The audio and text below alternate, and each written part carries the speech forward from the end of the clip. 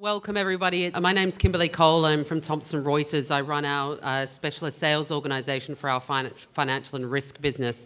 And we are thrilled to be sponsoring this wonderful gala lunch again for the 6th year in a row, which is goes from strength to strength. And it's another fabulous event today. I'm very pleased to be able to introduce the keynote speaker today, Dr. Jackson Katz, who we were actually privileged enough to have in the office this morning. So we've already had a bit of a taster, but I am really excited to hear more because I think if we hadn't had to come to lunch, Jackson could have actually spoken to us for the whole day in the office. So it was a very interesting session. So as I'm sure many of you are aware, Jackson is an internationally renowned for his pioneering scholarship and activism on issues of gender and violence. He's the founder and president of MVP Strategies, which provides gender violence prevention and leadership training to institutions in the public and private sectors, and is an acclaimed presenter on topics related to violence, media, and multiracial masculinities.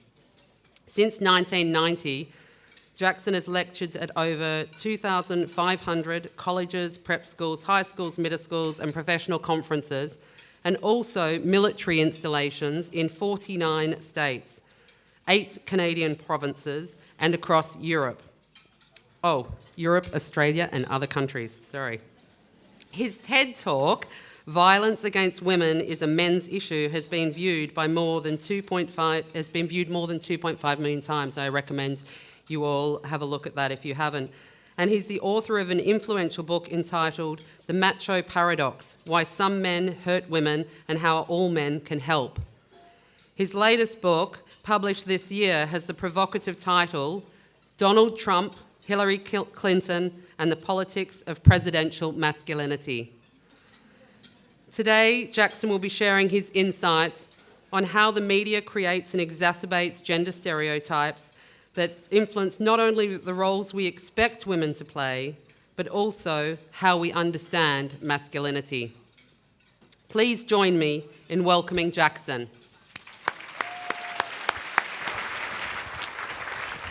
Thanks, Kimberly. Thank you very much. And thank you, Kimberly. And thank you all. Good afternoon. Thank you.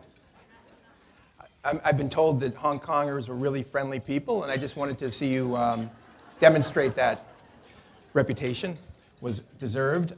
Before I begin my prepared comments, let me say Sume Thompson and her colleagues at the Women's Foundation are extraordinary, and yes, they deserve.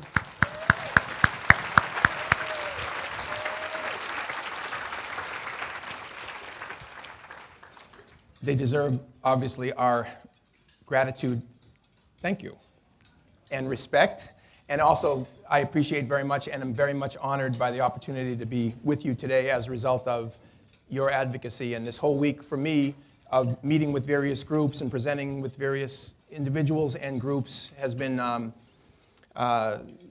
it's been quite an experience for me, and thank you for that. And I want to say that especially as a man who has the honor of speaking at an event that's organized by the Women's Foundation and in honor of International Women's Day. And I want to say a couple things about that. Women's leadership in gender violence prevention, gender equality promotion, both locally, regionally, and globally, has been one of the great stories in the human species over the last couple of hundred years and more recently over the past 50 years. That women have been doing so many incredible things in a multiracial, multi-ethnic sense to advance the cause of gender equality, which, by the way, helps women and girls. There's no doubt about that, but it also helps men and boys, because men and boys' lives have been immeasurably improved and enriched by women's advocacy and leadership. And a lot of people don't quite get that. They often think, well, yes, women and girls need to be given better opportunities. We need to attend to their needs, and we need to provide services for victims and survivors of abuse and things like that. All that's true, but a lot of people don't get that the work that these women have been doing doesn't just help women and girls, it also helps men and boys. And I could spend the rest of the time that I have with you, which I'm not going to do, explaining how men and boys' lives have been positively affected by women's leadership. But let me say, I am part of a growing movement of men in a multicultural, multi-ethnic sense, all over the globe, a growing movement of men who are finally building on women's leadership and going into parts of male culture that have historically been either apathetic about gender issues or, in some cases, openly hostile to women's efforts to engage them. I'm part of a growing movement of men who are finally saying, you know what, it's time that more men engage in this conversation. It's time that we not only partner with women and help improve the lives of women and girls, which of course we need to be doing, and we need a lot more from men than we've been getting, to be quite blunt about it, but we also owe it to our sons and other men, because we can do better as men to have better lives and raise healthier sons and reduce violence and harassment and abuse. And violence, harassment, and abuse are problems here in Hong Kong as well as, obviously in the United States, we have enormous problems of violence, and you just turn on the TV, it's just incredibly pervasive, the violence. But even in Hong Kong society, there's an awful lot of abuse and harassment that goes on, and sometimes it doesn't come to the surface of public discussion.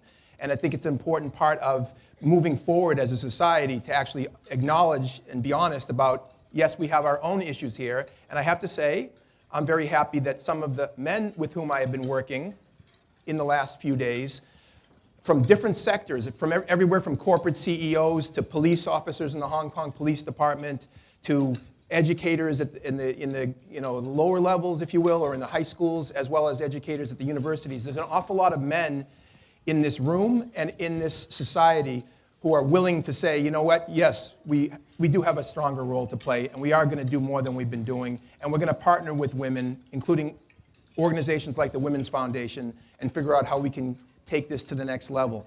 The promotion of gender equality and the reduction of gender violence, those are some of the great goals of our species, of our civilization in the 21st century. And women can't do it alone. And again, you know this, and I just wanted to just emphasize that point one last time. There are men in this room who have been supportive and will continue to be supportive of women as well as of men. But for those of you who are men who haven't yet done more than just attending a luncheon or more than just supporting women, I urge you to think about how you individually and collectively can be part of the change going forward. And so thank you for giving me the opportunity to say that in this grand event. Now, Sume kindly referenced how the Vice President of the United States said something that I was sort of a part of. I can't claim that that Vice President Biden was using my language, but he was using my language. So I appreciate it very much. But I want to just tell you about what the bystander approach is before I shift gears and talk about media, because I think it's a concept that can be applied on many different levels, especially in the context of engaging men. The bystander approach to gender violence prevention, to the prevention of sexual assault and sexual harassment and sexual abuse and domestic violence, what it is moving beyond the perpetrator-victim binary that so many people are stuck in. In other words, instead of focusing just on the person doing the violence or the abuse or the person experiencing it, the bystander approach engages everybody. It engages everybody around the person doing the abuse and everybody around the person experiencing it. The goal is to get, in male culture, is to get men to start challenging and interrupting men and young men who are acting out in sexist and harassing ways towards girls and women, and to say to those men and those young men, we don't accept this behavior. Not because it's illegal or you're going to get in trouble with the authorities, but because we don't accept it within our peer culture. And we're going to make it clear to you that you've got to stop, because you're not going to gain status, you're not going to gain our respect, and you're not going to make it in the world of men. The other piece of the bystander approach is to support victims and survivors and targets of harassment and abuse. So to get everybody in a peer culture to say to those people, we're on your side. What's happening to you is wrong, and we're going to do what we can to support you. And this bystander approach, as you hear it, means that everybody has a role to play. And in particular, men have a role to play in challenging and interrupting the sexism, the mistreatment of women and of other men that is engaged in by some of our peers.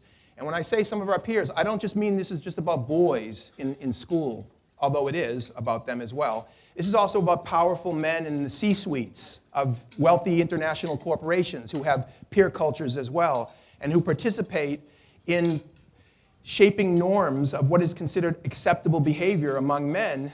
A lot of the ways that we as bystanders participate in perpetuating those norms is through our silence. Because a lot of men, what we do is we remain silent when we hear other men acting out or making sexist comments or enacting, who knows, unconscious bias within their, corporate settings. There's all kinds of different ways in which men see other men doing things, and we just I'm not going to get involved with that. I'm not going to say anything. And the bystander approach is an attempt to change that and try to give people the tools to actually actively interrupt and challenge. And one of the benefits to that, as far as I'm concerned with men, is that it gives men a positive role to play. So instead of just saying, I'm not a rapist, I don't harass women, I don't beat my wife, this isn't my problem, it says to men, this is your problem. It's your challenge, it's a positive thing, and you can do something about it. And the last point I'll make before moving to media is this is really a leadership issue. I mean, a big part of my work is to reframe the issue of gender violence prevention and the promotion of gender equality as a leadership issue for men, because we know it's a leadership issue for women, and we're here because of women's leadership.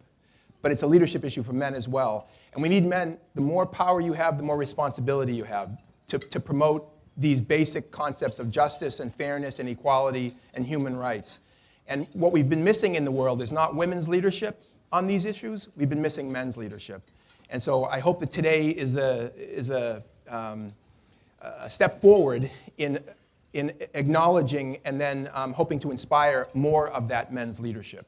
And again, my experience here in the last week in Hong Kong suggests that there's an awful lot of men who are willing to take the next step. And I hope that that's true. And I hope you do go much further. And I hope if I come back in 10 years or 20 years and talk about these very same topics, it'll seem like old hat and boring and obvious. And there'll be so many men who are speaking out about these issues that it won't be unusual to hear a man saying some of the things that I just said. Are you with me on that? All right, thank you.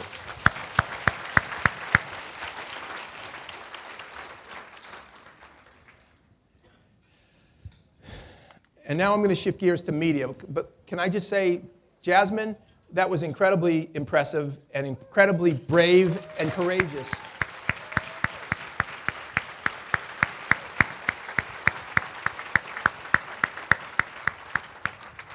How many of us had that kind of guts when we were her age? To come up in front of a group of strange adults and be honest and powerful. That's leadership right there in action, isn't it? That's leadership in action. So thank you.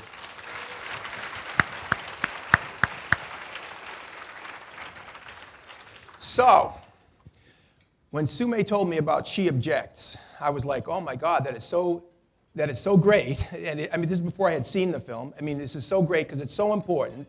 And I do work in media in the States, right? And I'm going to share with you a brief history of how I came to do the work that I do and how women's leadership made possible my work in this area. Back when I was at university, that was back in the late, I think it was the Mesozoic era. I get confused with those geological epochs, but I was a young guy once, and I was attending a lecture. It was a slide lecture. This is before PowerPoint. It's before, personal computers, to be quite blunt. It was being delivered by a woman named Jean Kilbourne. And Jean Kilbourne is a pioneer of what's called feminist media literacy. And what she was doing, Jean Kilbourne, way ahead of the curve back in the 70s, and to this day, but was looking at images of women in advertising and in other forms of media and making observations about the ideals of femininity that were being presented to girls and women and how those ideals, which are much younger, thinner, more girlish and waifish and whiter than real women in the real world, how those images were affecting so many women and their body image and their self-image and their sense of themselves as agenic beyond their sexual attractiveness to men.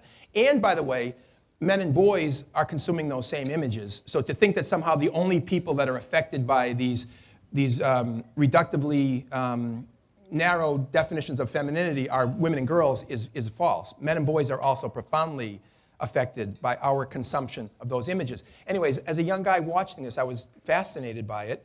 But of course, I was thinking, what about the men? You know, what about images of men? Who's talking about that? But I didn't really do anything with that. I just kind of put a little bookmark in my brain. Very interesting, very interesting. Then in my 20s, when I was developing my work in the gender violence prevention field, where I work extensively in the sports culture, in the US military, in schools, colleges, universities, all kinds of places. One of the first things that I had to do, as would others, if they're engaging in this work on a grand scale, was to think, why are so many men abusive? Why do so many men abuse women? I mean, in other words, instead of just plunging in and to do something about it, let's take a step back and ask what's going on. Why is this happening? And I have to say, my initial impulse was to completely reject any biological or genetic factors, because a lot of people think, well, it must be biological, it must be genetic because it's so common. And we don't have time to do an academic seminar on the problems of such theoretical ideas. But I never bought that it was genetic or biological. I'm not saying that there aren't any genetic or biological factors that don't need to be taken into account, but I'm much more on the side of environment and social norms and cultural practices, and because you know what, I have too much respect for men and for boys than to think that we're just beasts who are overcome by these hormonal urges that are genetically predetermined, and we just can't restrain ourselves, and we have to be aggressive and hurt people. I don't buy that for 1 second because I have too much respect for men. And so I had to think, okay, why are so many men doing this? Well, then a lot of people will say, well, if it's not genetic or predetermined biologically, then it must be what people refer to as learned behavior. Have you heard people say that? And in the clip that I'm going to share with you in a few moments, I'm going to address this very question of learned behavior. But where I fell down at that moment in the debate was to try to think about some of the factors, some of the forces at work in our society. This is, again, I'm an American, so in U.S. society, that were helping to shape boys and men's definitions of manhood that led some boys and men to act out in abusive ways, both towards girls and women and towards other boys and men.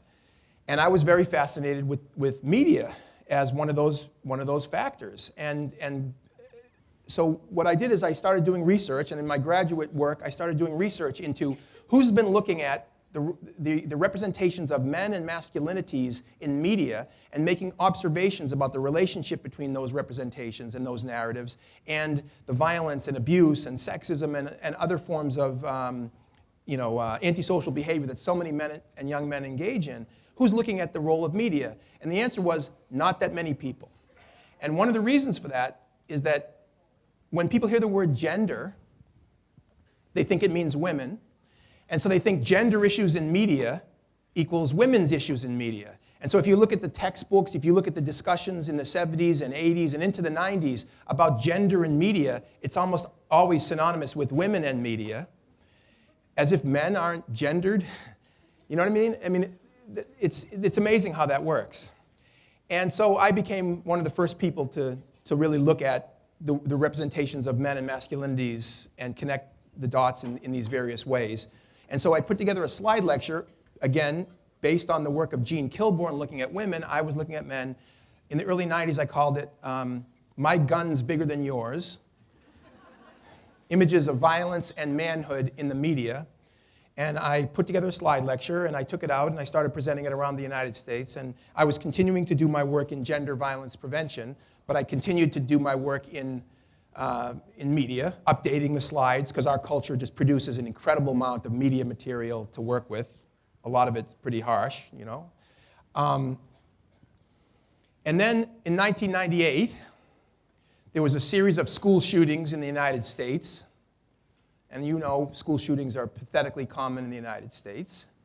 But there was a string of them in '98. A year later was Columbine. And then there's been hundreds since. But I remember listening to the news on the radio, watching the TV and CNN, and all the discussions that were happening about these school shootings. None of them were talking about gender. And meanwhile, all the school shootings are done by boys and men, and no one's talking about gender.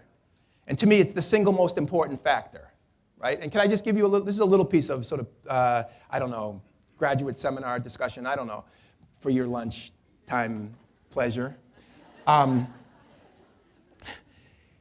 If there was a school shooting, God forbid, today or tomorrow in the United States, the mainstream conversation about the motives behind the shooting would be, it's mental illness, and we need to have better mental health treatment.